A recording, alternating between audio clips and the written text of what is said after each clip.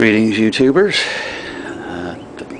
Thought I'd get out some of my stoves here and show a couple of different stoves and some of the modifications I've done. This one here was the first stove I was introduced to as far as Coleman went, and the tank finally rusted out. This sat in storage for a very long time, and the tank had ended up rusted, so I converted it to propane using a Burns-O-Matic base with the valve, and then unscrewed the brass valve in the generator from the rusty tank that had little pinholes in it. And then I used some compound, pipe thread compound for gas right here, and rethreaded this to go into that. So it's a nice little propane Coleman now. And I just picked this one up here off of Craigslist for 20 bucks, brand spanking new. The guy never put fuel in it. Just I picked that up in a growler stainless steel 64 ounce. I got the package deal for $40. And like I said, it's brand new. That they list for $125 to $179 up on eBay as of March 2017. And this is new old stock here.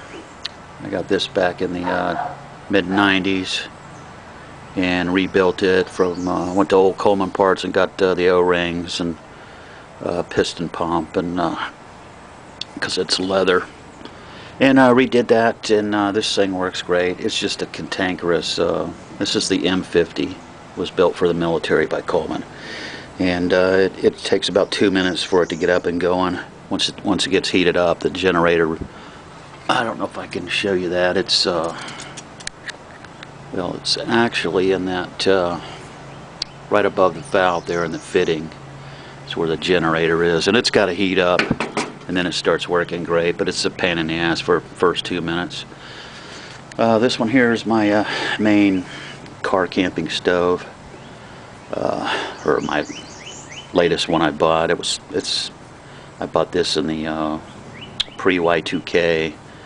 Used it a few times, put it away, and then had to pull it out and clean it up, and I did some mods on it.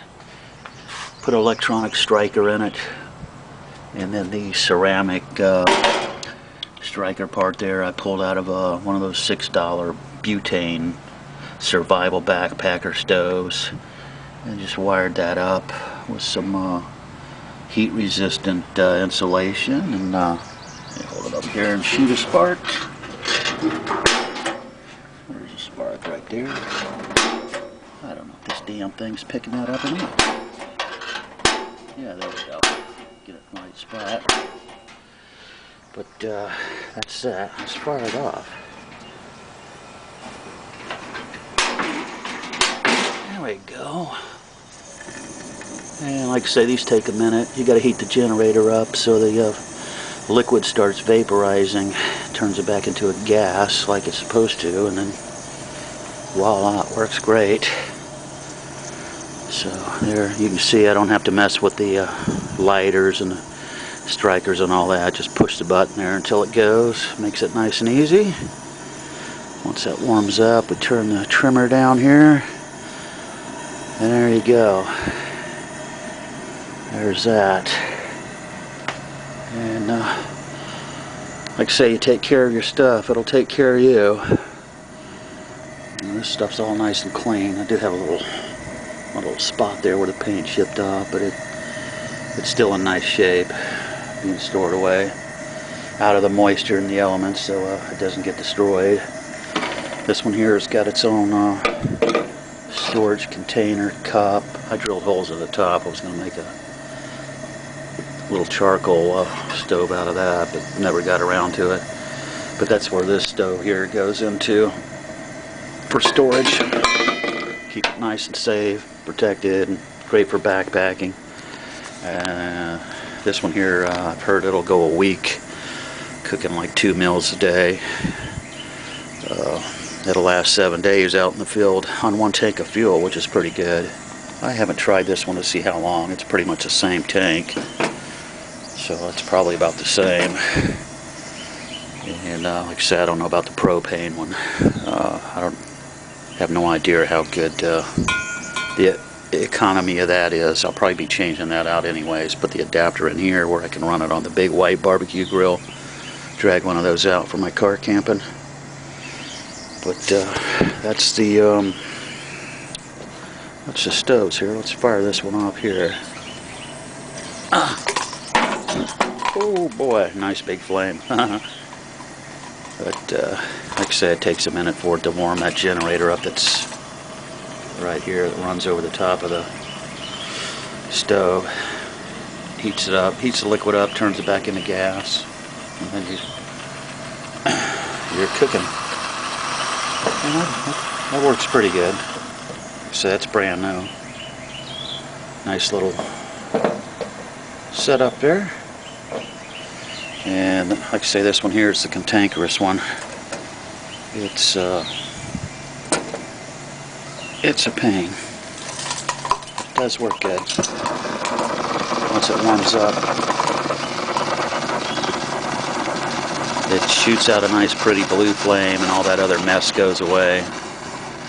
So you don't end up with all that soot all over the bottom of your pans. You just, you know, have a nice pretty blue flame like that one there. Oh, you cantankerous bastard. Probably needs more pumping, which I can't do one-handed. Open this beast up. Yeah, like I say, it probably needs, let's crank it up some more here. There we go. Let her heat up. And this will run on multi-fuel too. Like I say, this thing will run on kerosene, diesel fuel, and I've heard these will too. Alcohol, you know, and get some whiskey and put in it. And these beasts will just run on all sorts of stuff. There we go, this cantankerous little bastard. Like I say, but it's built like a brick shit house.